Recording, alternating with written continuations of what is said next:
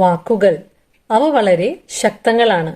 നമ്മൾ നമ്മളെക്കുറിച്ച് തന്നെ സ്വയം എന്തു പറയുന്നു, അതുപോലെ തന്നെ മറ്റുള്ളവർ പറയുന്നവ മൂലം നമ്മൾ നമ്മളെക്കുറിച്ച് തന്നെ എന്തു വിശ്വസിക്കുന്നു, ഏതു തന്നെയായാലും അവ നെഗറ്റീവ് ആയാൽ അവ നമ്മളെ നെഗറ്റീവായി ബാധിക്കുമെന്നതിൽ യാതൊരു സംശയവുമില്ല.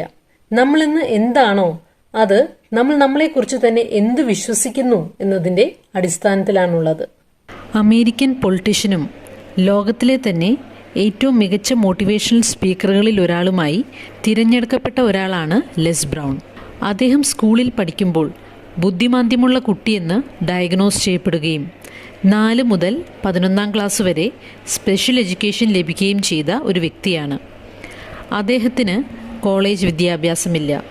എന്നാൽ ഒരു ഹൈസ്കൂൾ ടീച്ചർ അദ്ദേഹത്തിൻ്റെ ജീവിതത്തെ മാറ്റിമറിച്ച കഥ അദ്ദേഹം വിവരിക്കുന്നുണ്ട്.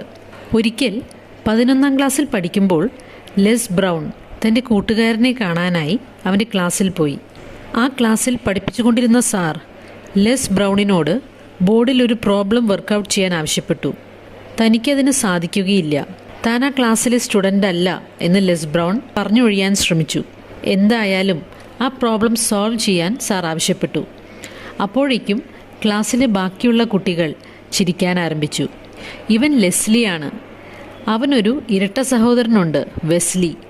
വെസ്ലി മിടുക്കനാണ്, എന്നാൽ ഇവൻ DT ആണ്. അത് കേട്ടപ്പോൾ അധ്യാപകൻ ചോദിച്ചു, DT അതെന്താണ്?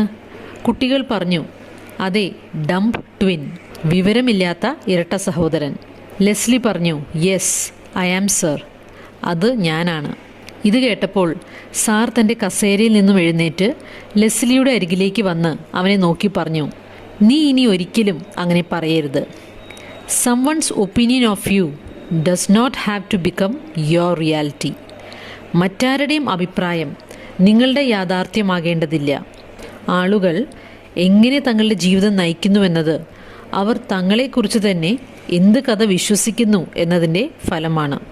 അധ്യാപകൻ സംസാരിക്കാൻ തുടങ്ങിയപ്പോൾ ലെസ്ലിയുടെ ഹൃദയം വേഗത്തിലടിക്കാൻ തുടങ്ങി. കണ്ണുനീരവൻ്റെ കണ്ണുകളിൽ നിന്നും ഒഴുകാൻ തുടങ്ങി. അങ്ങനെ അദ്ദേഹം തൻ്റെ സ്വപ്നങ്ങളെ പിന്തുടരാൻ ആരംഭിച്ചു.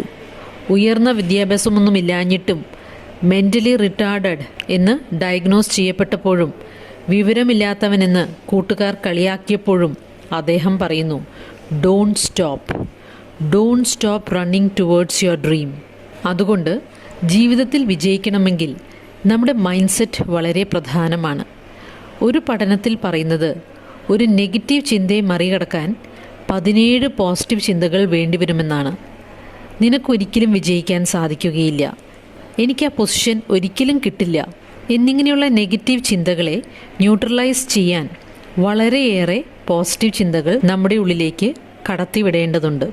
അതിനായി സഹായിക്കുന്ന ഒന്നാണ് പോസിറ്റീവ് അഫർമേഷൻസ്. നമ്മൾ നമ്മളെക്കുറിച്ച് തന്നെ പോസിറ്റീവായ വാക്യങ്ങൾ എഴുതി ദിവസവും ഉറക്കെ ആവർത്തിക്കുക. അവയെ മനസ്സിൽ കാണുക, ഫീൽ ചെയ്യുക. അതായത് നമ്മൾ തന്നെ നമ്മുടെ ചിയർ ലീഡർ ആവുക എന്ന്. ഇത് നമ്മുടെ ചിന്തകളെ റീവയർ ചെയ്ത് കൂടുതൽ പോസിറ്റീവ് ആകാൻ സഹായിക്കുന്നു. ഒരു തെരുവ് നായ്ക്ക് ഒരിക്കൽ ആഹാരം കൊടുത്താൽ എന്ത് സംഭവിക്കും? അത് വീണ്ടും ആഹാരത്തിനായി നമ്മുടെ അരികിലേക്ക് വരും. ഇതുപോലെ തന്നെയാണ് നമ്മുടെ നെഗറ്റീവ് ചിന്തകളുമെന്ന് ടെറി ഫോയ് പറയുന്നു. നമ്മൾ എത്രയധികം അതിനെ പരിപോഷിപ്പിക്കുന്നുവോ, അവയുമായി സമയം ചിലവഴിക്കുന്നുവോ, അവ അത്രയധികമായി നമ്മിലേക്ക് വന്നുകൊണ്ടേയിരിക്കുന്നു.